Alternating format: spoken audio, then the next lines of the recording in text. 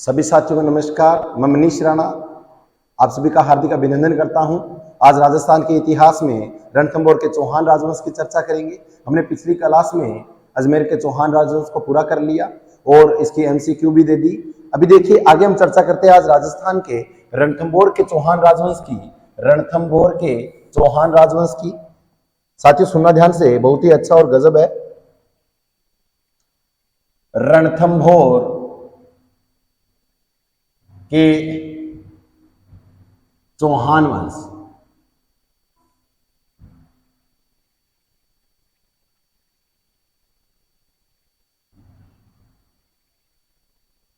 ये जो रणथंभौर का चौहान राजवंश है उसकी हम चर्चा करेंगे। देखिए रणथंभौर का जो चौहान राजवंश है इसकी अगर मैं बात करूं तो पृथ्वीराज चौहान के ही पुत्र गोविंदराज ने 1194 ईस्वी में रणथंभौर के चौहान राजवंश की स्थापना की। सुनना साथियों ध्यान से, एक बार फिर से बता रहा हूं कि इसकी जो स्थापना, इस राजवंश की स्थापना किसने की? गोविंदराज ने। कब की? 1194 ईस्वी में। साथियों जो गोविंदराज है, गोविंदराज ने रणथंभौर के चौहान राजवंश की स्थापना की और इसकी जानकारी एक शिलालेख मिलता है जिसका नाम मिलता है मांगलाना शिलालेख। उससे मिलती है मांगलाना शिलालेख से रणथंभौर के चौहान राजवंश के संस्थापक गोविंदराज की जानकारी मिलती है। तो अगर आपसे पूछे इस राजवंश की जानकारी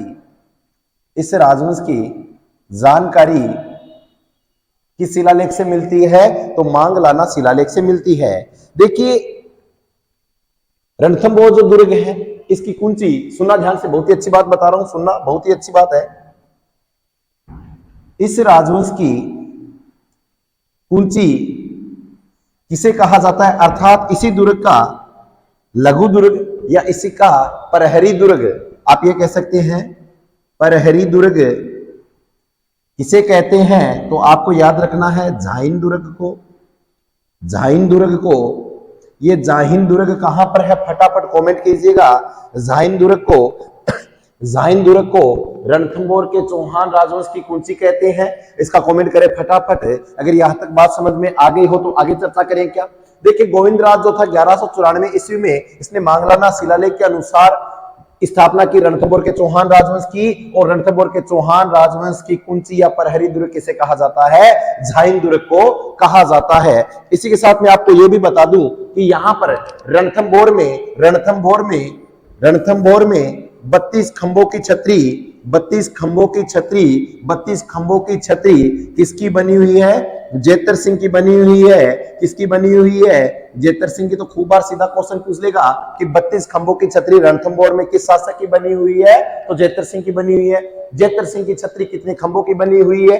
32 खंभों की बनी हुई है। 32 खंभों की छतरी कहां स्थित है? रणथंभौर में स्थित है। अगर यहां तक बात समझ में आ गई हो तो आगे शेयर कीजिए वीडियो को ताकि समस्या न हो। देखिए इस राजवंश के, किस राजवंश के? इस रणथंभौर के राजवंश के सबसे प्रतापी राजा जो माना जाता है उनका नाम मिलता है हमीरदेव चौहान। तो सुनना साथियों, लिखिएगा इस राजवंश के या इस वंश के सबसे प्रतापी शासक कौन थे? हमीरदेव चौहान। अगर यहां तक बात समझ में आ गई हो तो इसका स्क्रीनशॉट ले लीजिए, आप फटाफट ले लीजिए स्क्रीनशॉट।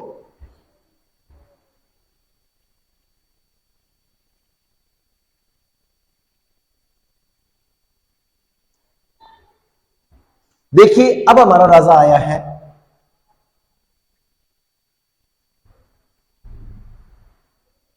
हमीरदेव चौहान। मैंने आपको अभी बताया कि हमीरदेव चौहान रणथंभौर के चौहान राजवंश का सबसे प्रतापी राजा है, जिसकी जानकारी हमें किन से मिलती है, इसकी जानकारी हमें किस ग्रंथ से मिलती है, किन से मिलती है। तो देखिए लिखना आप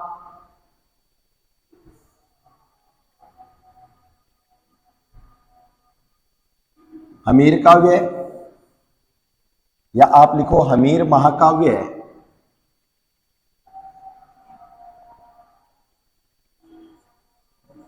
हमीर मदमर्दन,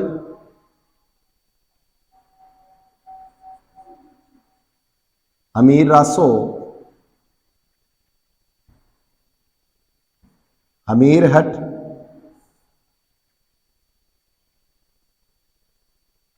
हमीर महाकाव्य, हमीर मदमर्दन, हमीर रासो, हमीर हट। और ये देखिए निम्नलिखित ग्रंथ थे, ये निम्नलिखित ग्रंथ थे, ये किनके थे? जिस तरह हमीर महाकाव्य किसका था? नयन चंद्र सूरी का, नयन चंद्र सूरी का। अरे क्या हमीर महाकाव्य नयन चंद्र सूरी का ग्रंथ था क्या? तो हमीर काव्य किसका था? हमीर काव्य किसका था? हमीर काव्य लिखा ही नहीं, तो लिख लीजिए हमीर काव्य भी, हमीर काव्य भी लिख लीजिए। हमीर काव्य किसका था फटाफट बता दो। उससे पहले आप हमीर मदमर्दन का बताओ, हमीर मदमर्दन का बताओ, हमीर मदमर्दन का बताओ। तो लिख लेना जय सिंह सूरी, जय सिंह सूरी, जय सिंह सूरी, जय सिंह सूरी। जय सिंह सूरी किसका ग्रंथ है? ये हमीर मदमर्दन का ग्रंथ है। कौन सा ग्रंथ है? जय सिंह सूरी। और इसी के साथ में हमीर महाकाव्य किसका है? नयन चंद्र सूरी का। और हमीर हट किसका है? हमीर हट किसका है?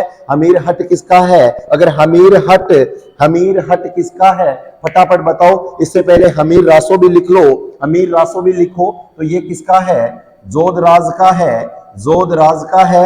हमीर हट किसका है? हमीर हट किसका है? सारंगधर का है, सारंगधर का है। अरे क्या सारंगधर का है क्या? पक्का बताओ मुझे, पक्का बताओ मुझे, सारंगधर का है क्या? हमीर हट, हमीर हट सारंगधर का है। तो हमीर काव्य किसका हो जाएगा? हमीर काव्य सारंगधर का है, हमीर काव्य सारंगधर का है। और इसी के साथ में हमीर हट किसका हो जाएगा? किसका हो जाएगा बताओ मुझे फटाफट। हमीर हट किसका हो जाएगा? हमीर हट किसका हो जाएगा? हमीर हट चंद्रशेखर का हो जाएगा। अगर यहां तक बात समझ में आ गई हो तो वीडियो को लाइक करें और इसका स्क्रीनशॉट लीजिए फटाफट, फटाफट स्क्रीनशॉट लीजिए। उसके बाद में हमीर देव चौहान का समय पढ़ेंगे कि इन्होंने इन अपने शासनकाल में क्या क्या किया, वो पढ़ेंगे। तो सुनना साथियों, इसका स्क्रीनशॉट ले लिया क्या सबने? ले लो एक बार स्क्रीनशॉट।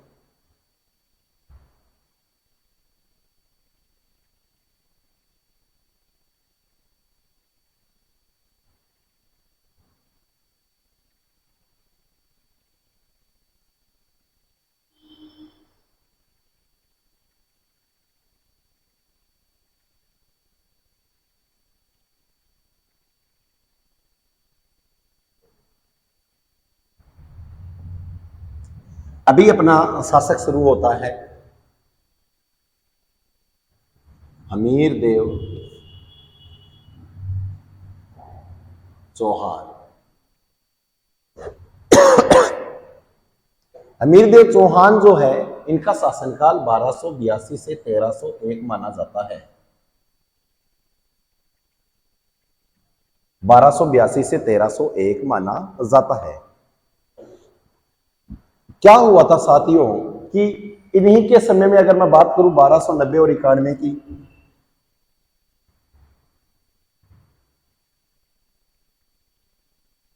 दिल्ली का राजा था अलाउद्दीन खिलजी का चाचा जलालुद्दीन।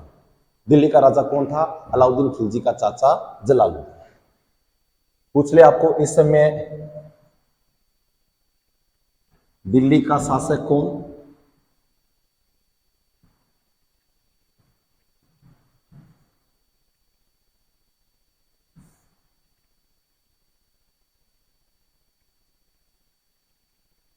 जलालुद्दीन खिलजी।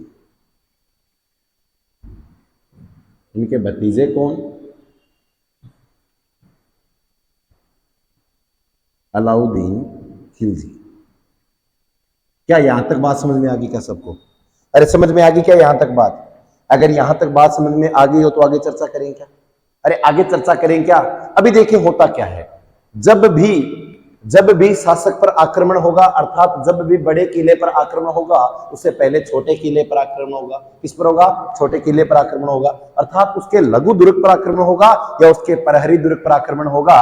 और वह प्रहरी दुर्ग कौन सा है? झाइन दुर्ग। झाइन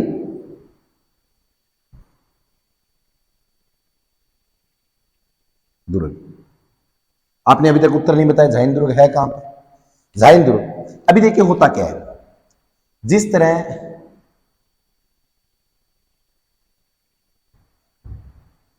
यह रणथंभौर का किला है,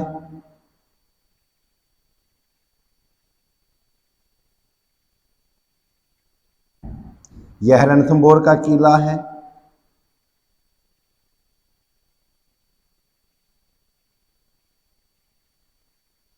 ये रणथंभौर का किला है। चित्र से मुझे लगता है आपको आसान समझ में आ जाएगा ना, इसीलिए चित्र बनाया मैंने, समझ गए? यह रणथंभौर का किला है,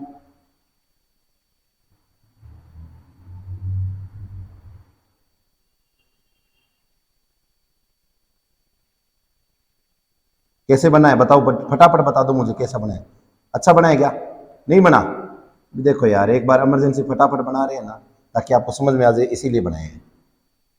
ऐसे लग रहा है झोपड़ी बनी है ना, नहीं झोपड़ी नहीं बनी भाई, ये एक बार हमने रणथंभौर दुर्ग बनाया, कल्पना करनी है आपको, ऐसा सा कुछ रणथंभौर दुर्ग था। समझ में आ गया यहां तक क्या? अभी देखिए क्या हुआ, रणथंभौर जो दुर्ग है, इसमें आने से पहले, इसमें एंट्री होने से पहले कहां जाना पड़ेगा? इसमें एंट्री होने से पहले कहां जाना पड़ेगा? इससे पहले हमें, जिस तरह ये दिल्ली है, वैसे तो देखिए दिल्ली इधर है, परंतु एक बार मैं बता रहा हूं कि दिल्ली रास्ता एक है, कोई बात नहीं है। देखिए इसकी ओर चढ़ाई करेगा तो उससे पहले किधर आना पड़ेगा? ये जिस तरह अपन रास्ता है ये जाने का, ये क्या है? रास्ता है जाने का।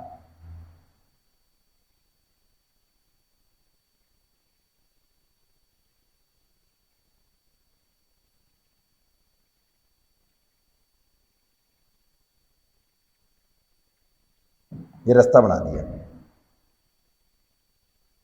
अभी देखिए क्या हुआ,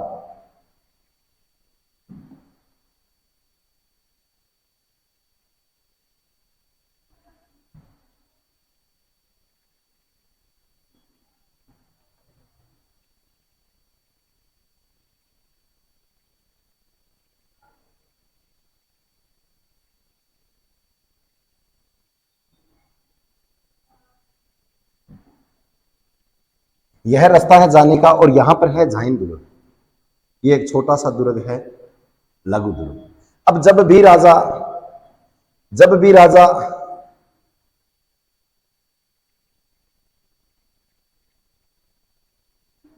इस दुर्ग की ओर जाएगा, उससे पहले किधर जाना पड़ेगा? उसे झाइन दुर्ग की ओर जाना पड़ेगा। अब यहां पर राजा जो है वो कौन है? अलाउद्दीन है। सॉरी जलालुद्दीन है। जलालुद्दीन ने क्या किया? झाइन दुर्ग पर घेराबंदी डाली, झाइन दुर्ग की ओर चढ़ाई की। अब जैसे झाइन दुर्ग की ओर आया, क्योंकि उसे जाना कहां पर है? रणथंभौर पर जाना है। कहां जाना है? रणथंभौर। कौन सा भौर है ये? रणथंभौर दुर्ग है। और ये कौन सा दुर्ग है बताओ मुझे फटाफट? ये है झाइन दुर्ग। अभी देखिए क्या हुआ, जैसे ही जलालुद्दीन खिलजी झाइन दुर्ग की ओर चढ़ाई करेगा, क्योंकि उसे जाने कहां है? रणथंभौर दुर्ग। झाइन दुर्ग पर चढ़ाई करेगा तो यहां का सेनापति जो था वो कौन था? गुरदास सैनी। कौन सा सैनी? गुरदास सैनी। कहते हैं जलालुद्दीन खिलजी ने झाइन दुर्ग की ओर चढ़ाई की और गुरदास सैनी को क्या कर दिया? मार दिया। और झाइन दुर्ग पर क्या कर लिया? अधिकार कर लिया। क्या कर लिया? अधिकार कर लिया। अभी देखिए क्या होगा, जलालुद्दीन खिलजी ने चढ़ाई किधर की? यहां से किधर की? इधर की ओर प्रस्थान हुए। और कहां जा रहे हैं ये? कहां जा रहे हैं ये बताओ मुझे फटाफट? कहां जा रहे हैं ये? तो ये जा रहे किधर हैं? ये जा रहे हैं रणथंभौर दुर्ग की ओर चढ़ाई कर रहे हैं। रणथंभौर दुर्ग की ओर जैसे चढ़ाई की तो क्या होगा? रणथंभौर दुर्ग पर लंबी घेराबंदी की, लंबे समय तक घेराबंदी की थी, काफी समय लगा दिया, अर्थात 2 या 3 वर्ष लगा दिए। कितने वर्ष लगा दिए? 2 या 3 वर्ष लगा दिए। 1290 के अंदर तो कहते हैं झाइन दुर्ग पर अधिकार किया, 1 वर्ष तक घेराबंदी डाली। 1291 तक क्या किया? रणथंभौर दुर्ग की ओर घेराबंदी डाली। अभी क्या हुआ? जलालुद्दीन खिलजी फिर रहा है इधर से इधर। जलालुद्दीन खिलजी इधर से इधर क्यों फिर रहा है? क्योंकि जलालुद्दीन खिलजी ने लंबी घेराबंदी डाल रखी है इसके रणथंभौर दुर्ग के चारों ओर। जैसे रणथंभौर दुर्ग के चारों ओर घेराबंदी डाल दी, अभी क्या होगा? कि जो जलालुद्दीन खिलजी अपनी सेना को यहाँ पर बाहरी जो क्षेत्र है, इसका प्रहरी क्षेत्र है, वहां पर क्या कर रखे हैं, शासकों को बिठा रखे हैं। ऐसे शासक घूम रहे हैं यहाँ पर अलाउद्दीन खिलजी के, भाला लेकर, है ना, तलवार लेकर ऐसे खड़े हुए हैं सभी।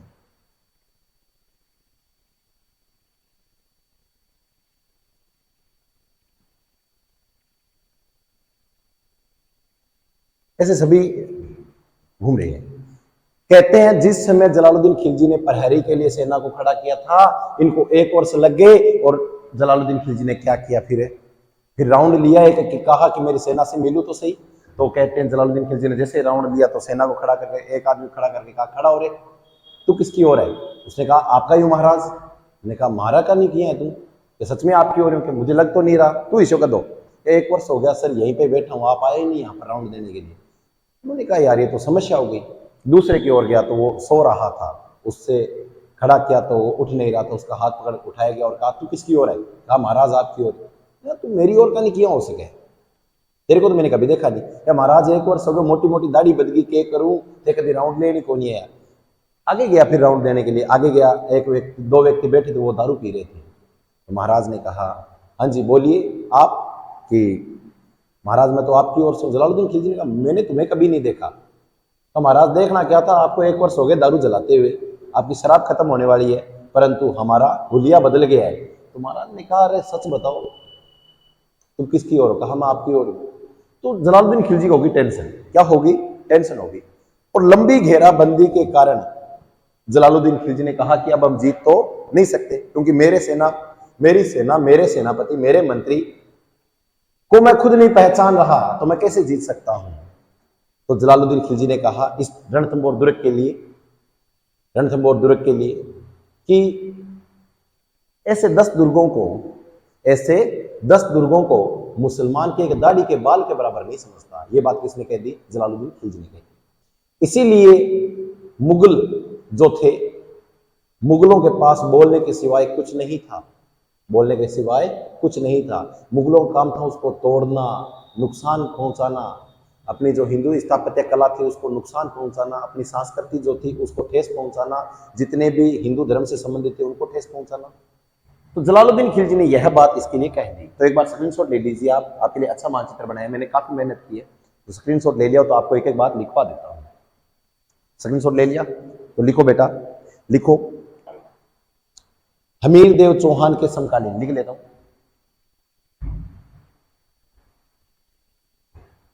लिखेगा शासक कौन सा है अपना? हमीर देव। तो पहले तो लिखो इसके समकालीन कौन थे। एक तो है अलाउद्दीन खिलजी,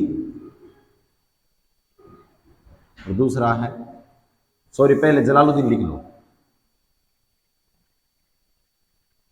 जलालुद्दीन खिलजी, और दूसरा है अलाउद्दीन खिलजी।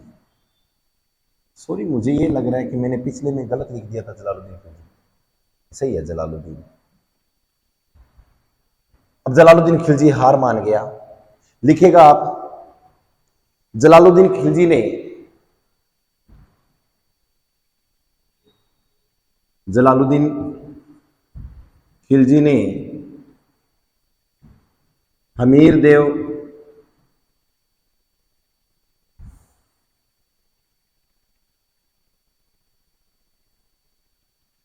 हमीर देव चौहान पर 2 बार आक्रमण किए।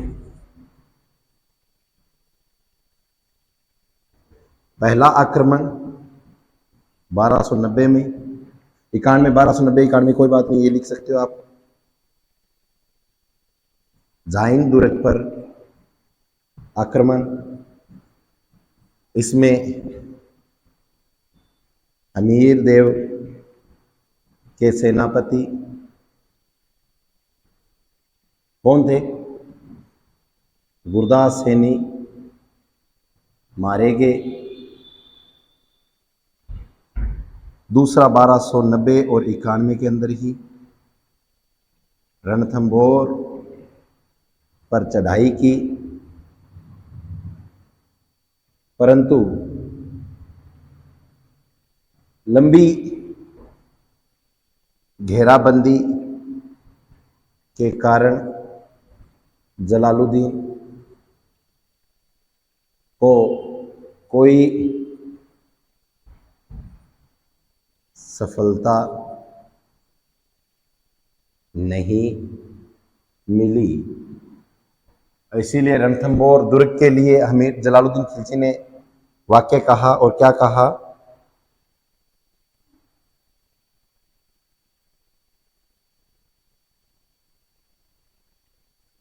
यहां पर लिख दूं क्या?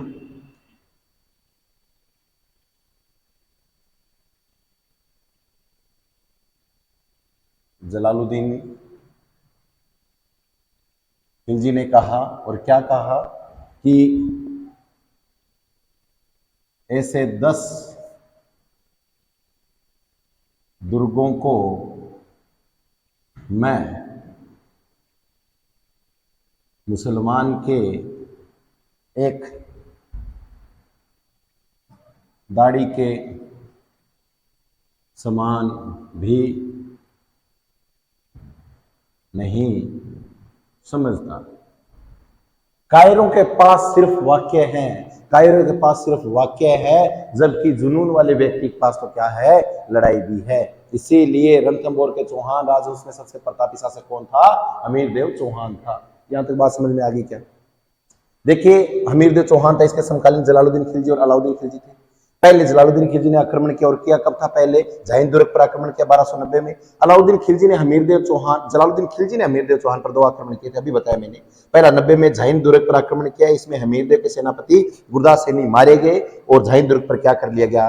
जलालुद्दीन खिलजी द्वारा अधिकार कर लिया गया। 1290 और 91 में फिर से रणथंबोर पर चढ़ाई की, परंतु लंबी घेराबंदी के कारण कोई सफलता नहीं मिली, और जलालुद्दीन खिलजी ने एक वाक्य कहा, और वाक्य क्या था? कि ऐसे 10 दुर्गों को मैं मुसलमान के एक बाल के बराबर भी नहीं समझता। अगर यहां तक बात समझ में आ गई हो तो वीडियो को शेयर करें और इसका स्क्रीनशॉट लीजिए फटाफट।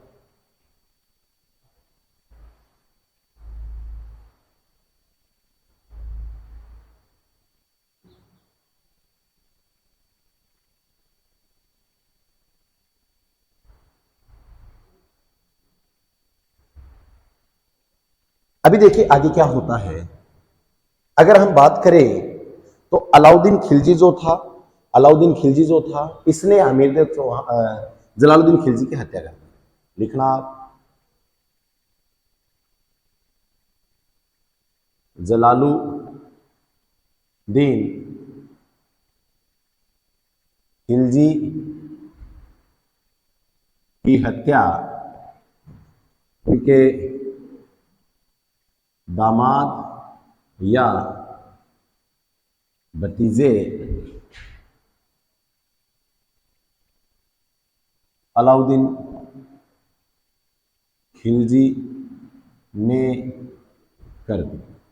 यहां तक बात समझ में आ गई क्या? नहीं समझ में आई गुरुजी, ये लफड़ा क्या हो गया, ये तो बात ही नहीं समझ में। तो सुनो ध्यान से, जलालुद्दीन खिलजी जो था, इसकी हत्या उनके दामाद या भतीजे अलाउद्दीन खिलजी ने कर दी। सर जी ये भतीजा तो आपने बता दिया, चलो ये दामाद कैसे बना? कहते हैं जलालुद्दीन खिलजी ने अपनी पुत्री का विवाह किसके साथ कर दिया? अलाउद्दीन खिलजी के साथ कर दिया। और अलाउद्दीन खिलजी जो था, अभी देखिए मुझे ये बताओ इसके बैग में कितनी थी? अरे अलाउद्दीन खिलजी इतना बेवड़ा था कि उसको जैसे कोई लुगाई दिखी वो उसकी ओर भाग जाता। जैसा अलाउद्दीन खिलजी वैसे इसकी पुत्री, और इस पुत्री का नाम था फिरोजा। ऐसी इसकी पुत्री, ऐसी इसकी पुत्री कहने की उंदरा को जामेड़ो बिल खोदा है। बिल्कुल सच्ची बात है, अलाउद्दीन खिलजी की पुत्री भी इसी बिंगी बात आप जालोर का इतिहास में पढ़ांगा। परंतु एक बार सुनो, अलाउद्दीन खिलजी ने कहा अंगो विवाह अंगी जलालुद्दीन खिलजी की छोरी सगो। अब अलाउद्दीन खिलजी आपकी लुगाइन टाइम कौन दे, तो जलालुद्दीन खिलजी की सासी कौन है, और माँ बेटे की थोड़ी ज्यादा ही बने। तो जलालुद्दीन खिलजी की जो की पत्नी ही बिंगी, और अलाउद्दीन खिलजी की पुत्री पत्नी जकी ही, वे दोनों आपस में बात करने ला रही कि मम्मी हारला जगह दामाद है तो बिल्कुल ही माने टाइम कौन देवे, ए ना मारू बात करे, ना मारू व्हाट्सएप पर चैट करे, ना वीडियो कॉल करे, अंग हो रही हो क्या आजकल। तो सासू माँ ने पता लगाया, अर्थात जलालुद्दीन खिलजी की पत्नी ने पता लगाया, तो अलाउद्दीन खिलजी तो किसी और बेगमों के साथ समय व्यतीत कर रहा था। जैसे ये बात जलालुद्दीन खिलजी को बताई, जलालुद्दीन खिलजी को बताई, तो जलालुद्दीन खिलजी ने कहा कोई बात नहीं है, राजा चलता है काम। यह फिर क्या हुआ, माँ जो होती है, माँ होती है, माँ से यह बात सुनी नहीं गई। माँ ने कहा चलो खंजर से इसको क्या कर दिया जाए, अलाउद्दीन खिलजी को मार दिया जाए।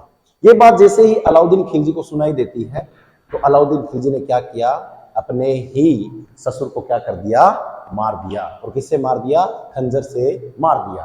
परंतु अच्छी बात क्या है इसमें, वो भी सुनिएगा। अच्छी बात यह है कि अलाउद्दीन खिलजी ने कहा कि मैं हमीरदेव चौहान के साथ लड़ाई करूंगा, हमीरदेव चौहान के साथ क्या करूंगा, लड़ाई करूंगा। और वो कैसे करेगा, वो सुना ध्यान से। अभी देखिए लड़ाई जो होगी वो हमीरदेव चौहान और किसके मध्य होगी, अलाउद्दीन खिलजी के मध्य होगी। अगर यहां तक बात समझ में आ गई हो तो कमेंट करें फटाफट। अभी देखिए हमीरदेव चौहान और अलाउद्दीन खिलजी के मध्य लड़ाई होने का कारण क्या था, तो सुनना ध्यान से।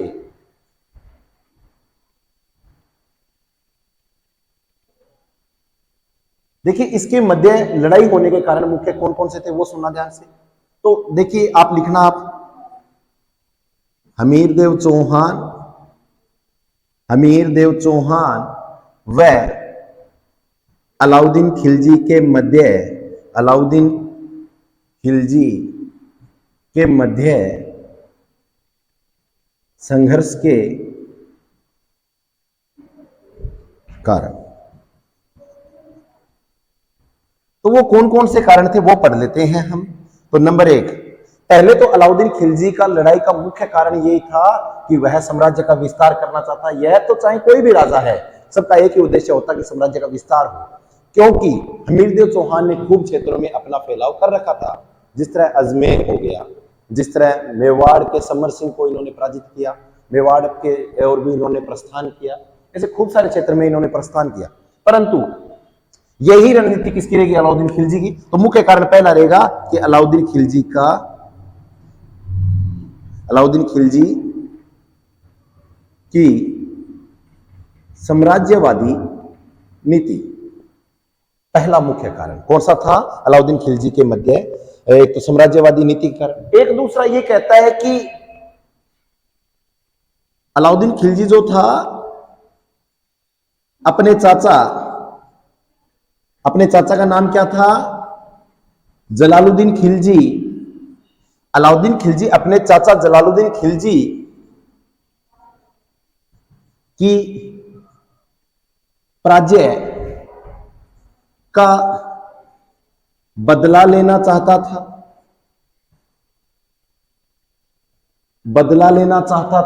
यहां तक बात समझ में आ गई क्या सबको। अभी देखिए इसी के साथ में और क्या, वो भी सुन लीजिए, एक दो बातें और रहेगी। वो क्या है वो सुनिएगा साथी ध्यान से। कहते हैं कि देखिए इसका स्क्रीनशॉट लीजिए फटाफट, 2-4 और नीतियां लिखवा देता हूं, स्क्रीनशॉट लीजिए फटाफट।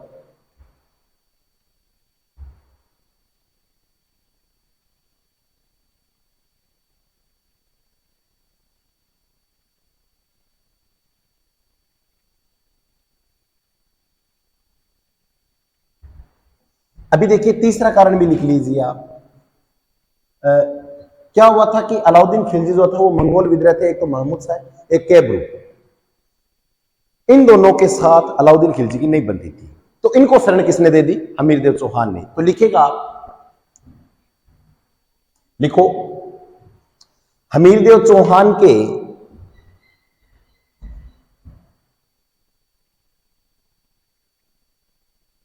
हमीरदेव चौहान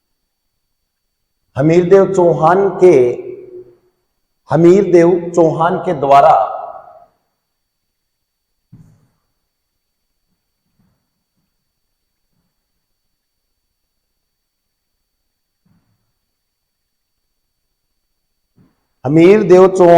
द्वारा अलाउद्दीन खिलजी के मंगोल विद्रोही कौन कौन थे, महमूद शाह है वह कहब्रू को शरण देना। बात समझ में आ गई क्या? हमीरदेव चौहान के द्वारा अलाउद्दीन खिलजी के मंगोल विद्रोह है। मंगोल विद्रोही कौन थे? महमूद शाह और कैब्रू को क्या देना? शरण देना। और शरण देना तो देना, और लौटाने से क्या कर देना? मना कर देना। लौटाने से मना करना। अभी लौटाने से मना कर दिया। क्या हुआ था? अलाउद्दीन खिलजी और मोहम्मद शाह के मध्य एक युद्ध होता है जिनका नाम था हिंदुवल घाटी का युद्ध। कौन सा युद्ध था? हिंदुवल घाटी का युद्ध। लिखेगा हिंदुवल घाटी का युद्ध। तो ये 1299 में हुआ। कौन सी ईस्वी में हुआ? 1299 में ईस्वी में हुआ। और ये हुआ कहां पर था? सवाई माधोपुर में। और सवाई माधोपुर में ही गणेश जी का मंदिर है, जो कि कहां पर है? कहां पर है? रणथंभौर में। कहां पर है? रणथंभौर में। अलाउद्दीन खिलजी, एक और लिख लीजिए कारण, अलाउद्दीन खिलजी को लिखेगा, अलाउद्दीन खिलजी को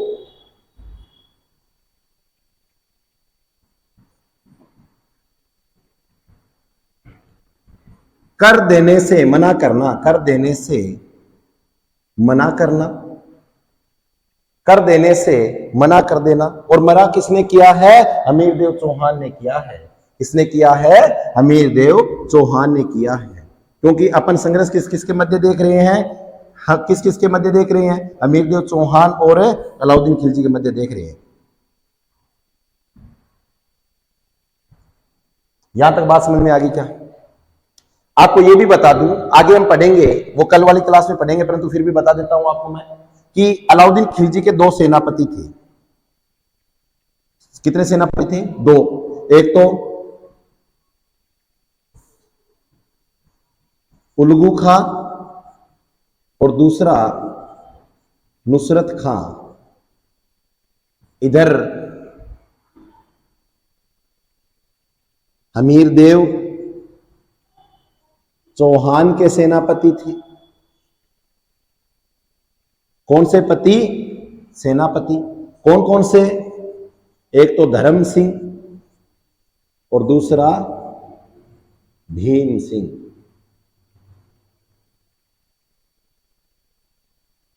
इसका स्क्रीनशॉट लो फटाफट।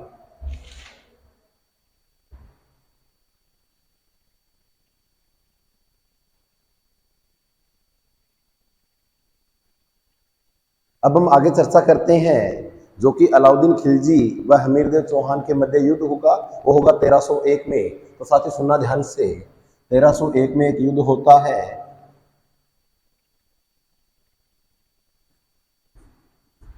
किस किस के मध्य? अलाउद्दीन खिलजी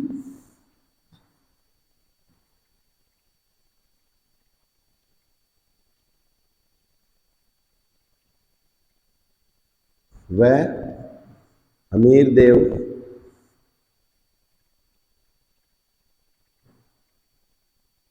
चौहान के मध्य।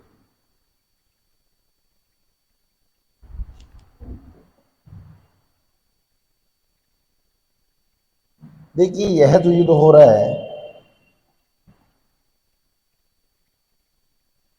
यह युद्ध बहुत ही गजब हो रहा है। अभी क्या होगा कि अलाउद्दीन खिलजी की एक आदत थी बहुत ही अच्छी और जबरदस्त थी। वो कौन सी थी? कूटनीति का प्रयोग करना। और इस प्रयोग में अलाउद्दीन खिलजी क्या हुआ? सफल हुआ। कैसे हुआ उसकी चर्चा करते हैं। जो हमीरदेव था,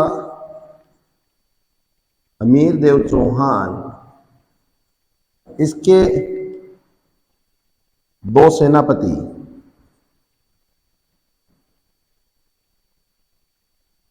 कितने सेनापति? दो थे। और कौन कौन से थे?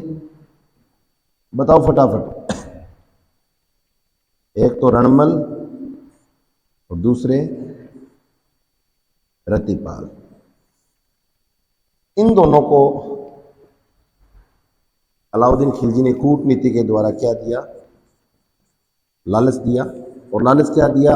अलाउद्दीन खिलजी ने कहा कि अगर मैं यह युद्ध जीत जाता हूं तो रणथंभौर दुर्ग किसे सौंप दूंगा, आप दोनों को सौंप दूंगा और आप इस दुर्ग के क्या बन जाओगे, शासक बन जाओगे। ऐसा इनको लालच देते ही रणमल और रतिपाल ने इनको क्या बता दिए रे, गुप्त मार्ग बता दिए। अब आपको पूछे कि गुप्त मार्ग अलाउद्दीन खिलजी को गुप्त मार्ग किसने बताए रणथंभौर दुर्ग के, तो रणमल और रतिपाल ने बताए। रणमल और रतिपाल को लालच किसने दिया, अलाउद्दीन खिलजी ने दिया। रणमल और रतिपाल किसके सेनापति थे, तो हमीरदेव चौहान के थे। और हमीरदेव चौहान इस युद्ध में लड़ता हुआ क्या हुआ रे, मारा गया। क्या हुआ, मारा गया। अरे हमीरदेव थोड़ा सा जिद्दी था, हमीरदेव क्या था, थोड़ा सा जिद्दी था। इनकी जो हमीरदेव की जो रानी थी, रह से रानी, रह से रंगा देवी, वह इनकी पुत्री रंगा देवी, वह इनकी पुत्री देवल देवी, रंगा देवी व इनकी पुत्री देवल दे ने 11 जुलाई 1301 को जल जोहर किया। कौन सा जोहर किया, जल जोहर किया। और यह जल जोहर राजस्थान का प्रथम जल जोहर था। अगर आपको पूछे राजस्थान का प्रथम जल जोहर कौन सा है, तो ये रंगा देवी की पुत्री देवल दे के द्वारा यह जोहर किया गया। अगर यहां तक बात समझ में आ गई क्या, सबको सबको समझ में आ गई क्या। इसी के साथ में रणमल और रतिपाल को अलाउद्दीन खिलजी ने युद्ध के बाद मार दिया। रणमल और रतिपाल को युद्ध के बाद क्या कर दिया, मार दिया। अगर यहां तक बात समझ में आ गई तो स्क्रीनशॉट ले लीजिए फटाफट।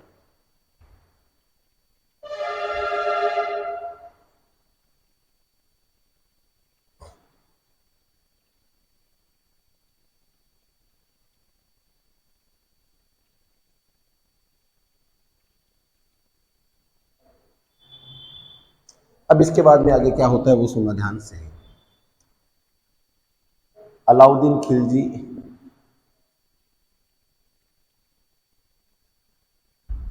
मंगोल शासक था ना,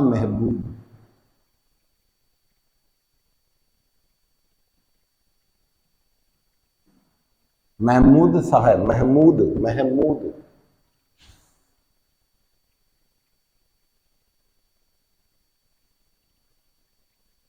महमूद शाह को अलाउद्दीन खिलजी क्या करा लेगा, बंदी बना लेगा।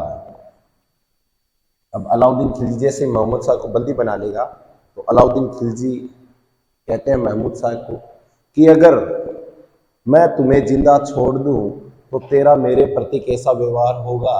तो महमूद शाह ने कहा कि तुम जैसे ही मुझे छोड़ोगे तो पहले मैं किसकी हत्या कर दूंगा, तुम्हारी हत्या कर दूंगा। ये बात महमूद शाह किसे कहता है, अलाउद्दीन खिलजी की। अब मुझे ये बताओ, ये बात अलाउद्दीन खिलजी सुनते ये कहेगा क्या, चलो मैंने तुझे छोड़ दिया, अब तू जा घूम ले, मजा ले ले, आराम, कोई दिक्कत कोई नहीं। अब बात कैसी है अलाउद्दीन खिलजी, अलाउद्दीन खिलजी कह करो हाथी के पैर अगर तला के कर दियो ने कुचलवा दियो।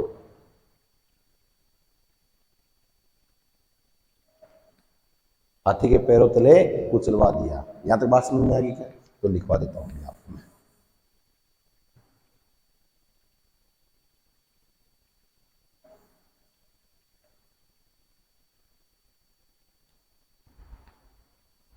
तो लिखिए साथियों,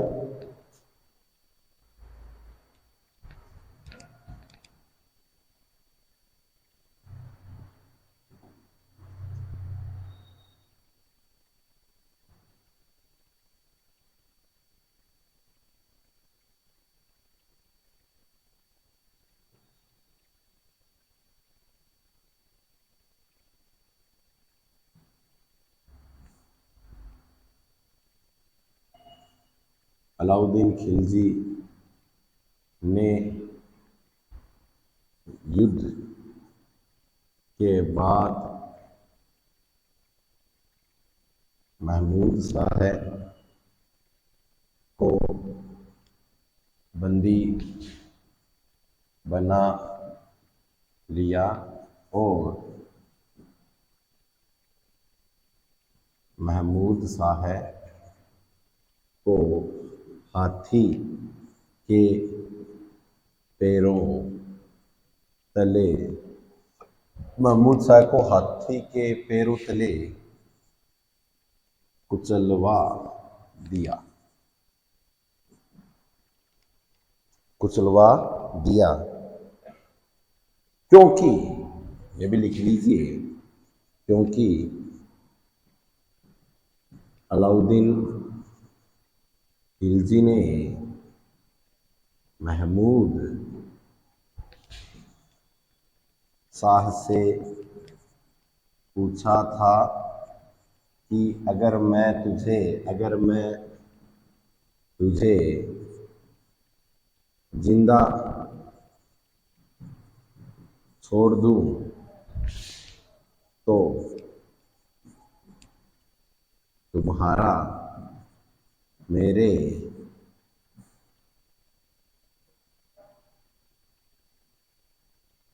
प्रति कैसा व्यवहार होगा।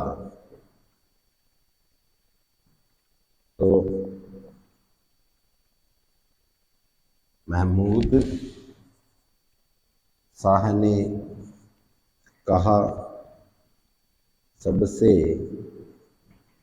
पहले महमूद शाह ने कहा अलाउद्दीन खिलजी को, सबसे पहले तुम्हें मौत के घाट उतारूंगा। यहां तक बात समझ में आ गई क्या? इसके बाद में रणथंभौर दुर्ग का प्रशासक किसे नियुक्त किया? प्रशासक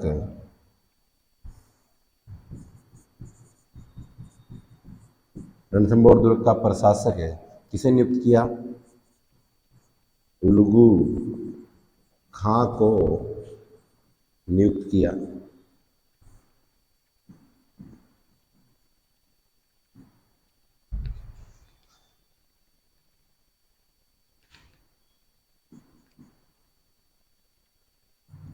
हमीर देव चौहान ने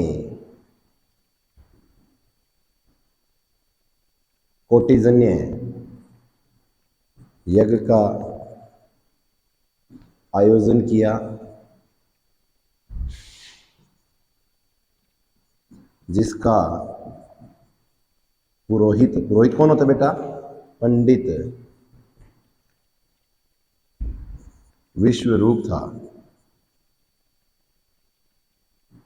यहां तक बात समझ में आ गई क्या?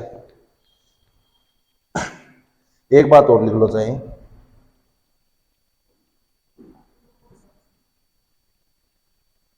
हमीर देव का दरबारी विद्वान कौन था? विजयादित्य था। इसका स्क्रीनशॉट ले लो फटाफट। देखिए एक बार फिर से समझा देता हूं। अलाउद्दीन खिलजी जो था, अलाउद्दीन खिलजी ने युद्ध के बाद मोहम्मद शाह को पूछा कि अब मैंने तुझे बंदी बना लिया, अब तुझा मेरे प्रति क्या व्यवहार रहेगा अगर मैं तुझे छोड़ दूं? तो उसने कहा मैं मौत के घाट उतार दूंगा। तो मोहम्मद शाह को क्या कर दिया? हाथों को पैरों तले कुचलवा दिया। ये बात जैसे ही होगी तो रणथंभौर दुर्ग का प्रशासक अगला किसे नियुक्त कर दिया? उलगू खां को अलाउद्दीन खिलजी ने नियुक्त कर दिया। हमीर देव चौहान का दरबारी विद्वान जो था वो विजयादित्य था, और इसी के साथ में हमीर देव ने कोटिजन्य यज्ञ का आयोजन किया, जिसका पुरोहित या पंडित कौन था? विश्वरूप था। और इसका स्क्रीनशॉट ले लो फटाफट।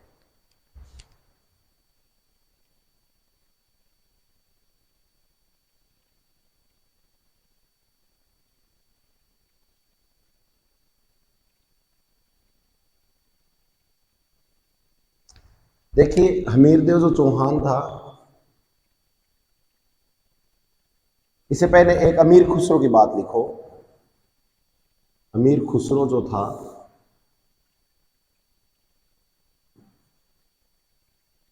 अमीर खुसरो ने इस युद्ध के लिए क्या कहा? अमीर खुसरो ने युद्ध के लिए क्या कहा? तो लिखो, आज कुफ्र का दरवाजा टूट गया। यह बात किसने कही? सॉरी, कुफ्र का दरवाजा नहीं टूटा, आज कुफ्र का घर, सॉरी, आज कुफ्र का घर इस्लाम का घर हो गया। यह बात किसने कही? अमीर खुसरो ने कही। अमीर देव अलाउद्दीन खिलजी के मध्य हुआ, उसके युद्ध के लिए कहा। इसी के साथ में एक बात और लिख लो आप फटाफट, वो क्या है कि जो अमीर देव चौहान ने कुल 17 युद्ध लड़े,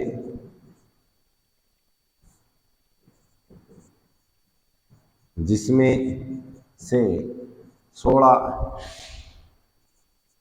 युद्धों को जीता, जिस कारण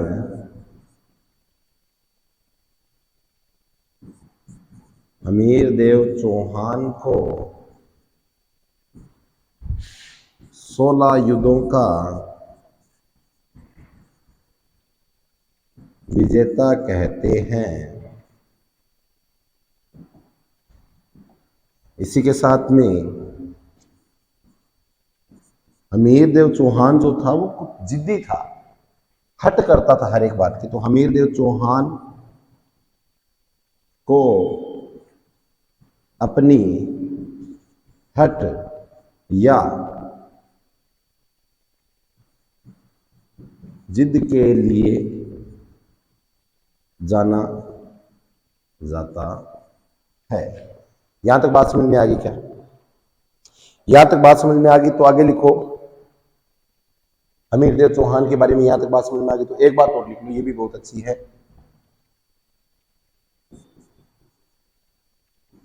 अमीर देव चौहान रणथंभौर के चौहान वंश का अंतिम शासक था और वास्तव में इसी राजवंश का सबसे प्रतापी शासक था। अंतिम शासक था, वह सबसे प्रतापी शासक था। इसका स्क्रीनशॉट ले लो फटाफट।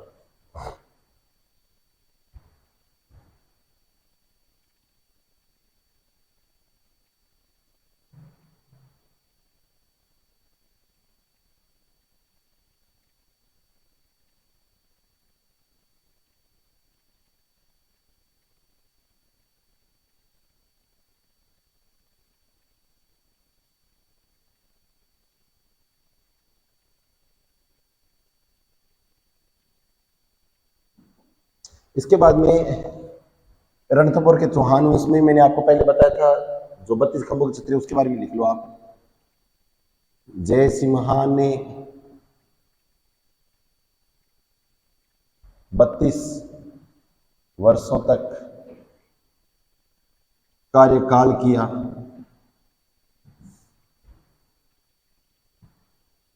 इसीलिए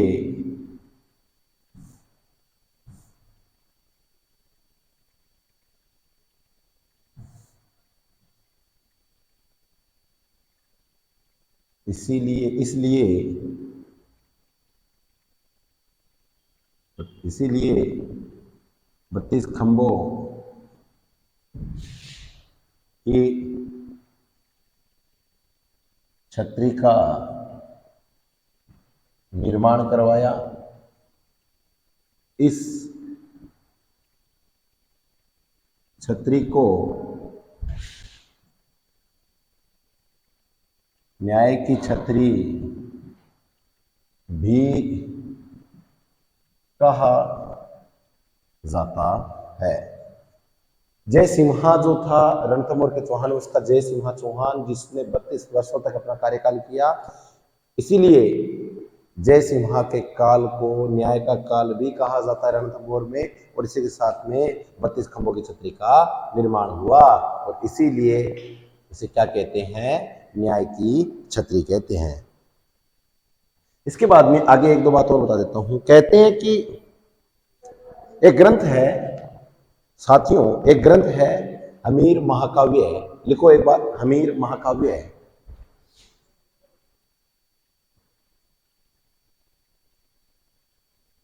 हमीर महाकाव्य के अनुसार, हेडिंग लगाओ, सभी लगा लो फटाफट। हमीर महाकाव्य के अनुसार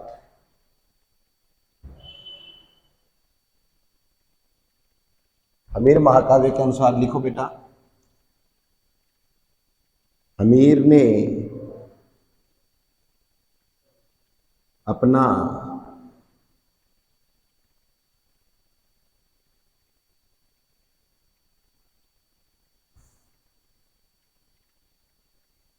शीश काटकर शिव को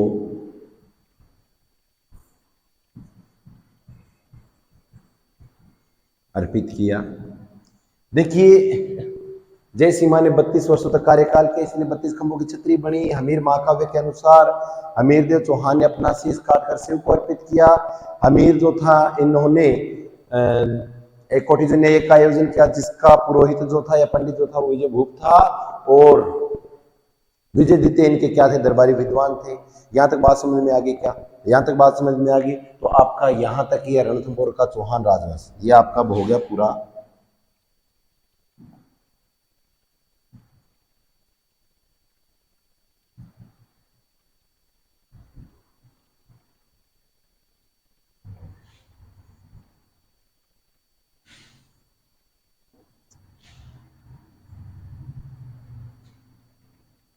यहां तक था आपका रणथंभौर का चौहान राजवंश, ये आपका रणथंभौर का चौहान वंश पूरा हुआ।